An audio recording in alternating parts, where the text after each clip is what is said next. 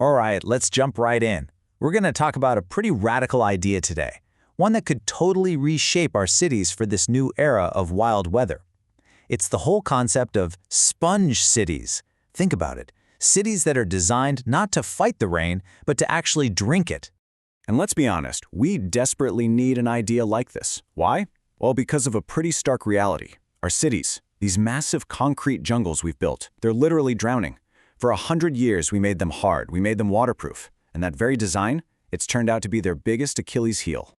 So for the longest time, the game plan was super simple. Fight the water, right? Just build bigger drains, bigger tunnels, and get that rain out of the city as fast as humanly possible. But this new idea, the whole sponge city philosophy, it flips that completely on its head. Now, it's all about absorbing the water, cleaning it, and hey, even reusing it. It's about turning what we see as a threat into a super valuable resource. Okay, so let's really dig into the core of the problem here, our drowning concrete jungles. The real issue is something engineers call gray infrastructure. You know, that whole hidden network of pipes and drains under our feet. The thing is, it was all built for a climate that, frankly, just doesn't exist anymore.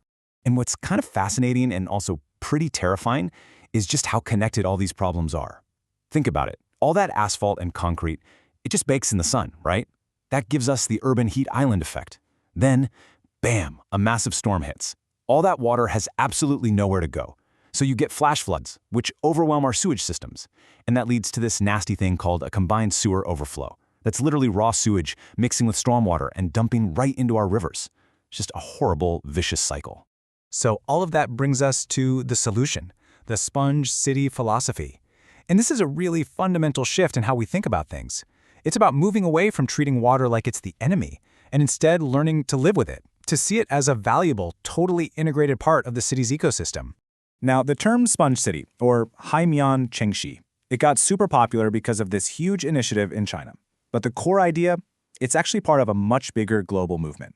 You've got similar concepts all over the place, like low-impact development, or LID, in the US, and sustainable drainage systems in the UK.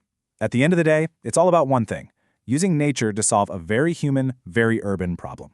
But how does this whole thing actually work? Well, it breaks down into a pretty clever 6-step process for managing every single raindrop. First, you just let it soak into the ground. That's infiltration. Then you slow it way down to stop those flash floods. After that, you store the extra water in places like ponds and parks. As it sits there, nature does its thing and purifies it. Then you can actually use that clean water for stuff like irrigation. And only then, way after the storm is past, do you safely release whatever's left over. It's basically a complete management system for the entire life cycle of a raindrop in the city.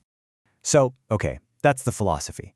But how do you actually build it? How does it work in the real world? Well, we're about to look at what I like to call an engineer's nature toolkit, the actual tangible technologies they use to turn a city of concrete into a living, breathing sponge. The official term for these things is nature-based solutions, or NBS. And we're talking about a whole range of cool stuff here. Everything from special pavements that let water seep right through to these things called bioswales, or rain gardens that catch and clean runoff from the streets, all the way up to covering entire buildings and plants, and even creating huge man-made wetlands and eco-parks. And the impact of these things can be absolutely staggering. Get this. Just by swapping out regular old asphalt in a place like a parking lot for this permeable pavement, you can cut surface runoff by up to 90%. 90%. That is a massive amount of water that is no longer flooding our storm drains. And it's not just what's happening at ground level either. The buildings themselves become active players in this whole system. A green roof, for instance, can capture and hold on to as much as 80% of the rain that falls on it. It then releases that water super slowly, and as a bonus, it helps insulate the building and cool the entire neighborhood. It's a win-win. Now, I want to be clear. This isn't just some pie-in-the-sky theory or a few small experiments. Let's take a look at how this is being rolled out in the real world, because this is already a proven global movement. And what's so cool is seeing how different cities are adapting this core sponge idea to fit their own unique situations. You take Wuhan in China, a city famous for its lakes. They're building these enormous eco-parks to soak up river flooding. Then you've got Singapore, where land is incredibly scarce. They're bioengineering their old concrete canals, turning them into these beautiful natural-looking rivers. And then there's Berlin, which is taking a totally different approach. They're using a financial carrot, a stormwater fee, to nudge property owners into de-sealing their land and dealing with the rain right where it falls. Of course, all of this leads to the big, critical question, right? How much does it all cost? But, that might be the wrong way to look at it.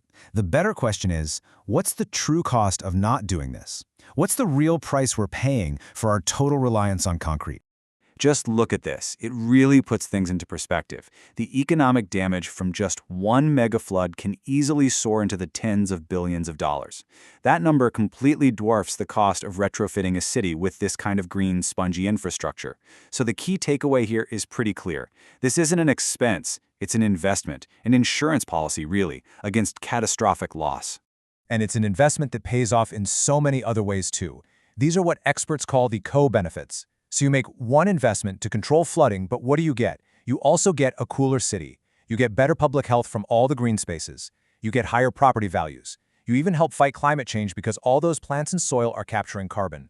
It's incredible. One solution can tackle 5, 6, or even more problems all at once. Okay, now let's be real for a second. This isn't some magic bullet that works perfectly everywhere. There are definitely some real-world challenges.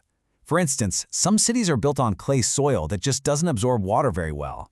And all these natural systems, they need regular maintenance so they don't get clogged up with silt. But maybe the biggest hurdle of all, it's just getting different city departments, the roads people, the parks people, the water people, to actually talk to each other and work together, instead of being stuck in their own little silos.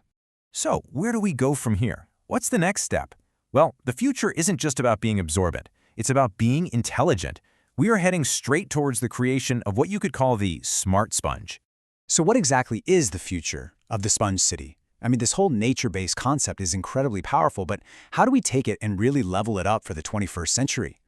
Well, the answer, not surprisingly, lies in technology. The next generation of this sponge infrastructure is going to be completely wired up, fully integrated with IoT sensors and AI. We're talking about creating a system that can actually think for itself and react in real time. And what that means is a city can stop being reactive and start being proactive. Just imagine this. AI-driven gates that can automatically empty storage ponds hours before a hurricane is even set to make landfall, clearing out space to handle the coming deluge. Or sensors that instantly alert crews the second a rain garden gets clogged, so they can do super-targeted, precise maintenance. This is a system that doesn't just sit there and take a punch from a storm, it sees the punch coming and prepares for it. And really, this brings us to the ultimate takeaway, the bottom line. The entire 20th century model of urban development, the one based on dominating nature with concrete, is failing. It's just not working anymore. It has to end.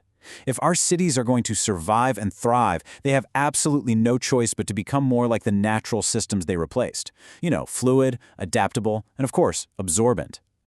So for more than 100 years, our cities got really good at building walls and drains to fight the rain. But the defining question for this century, for our future, is a simple one.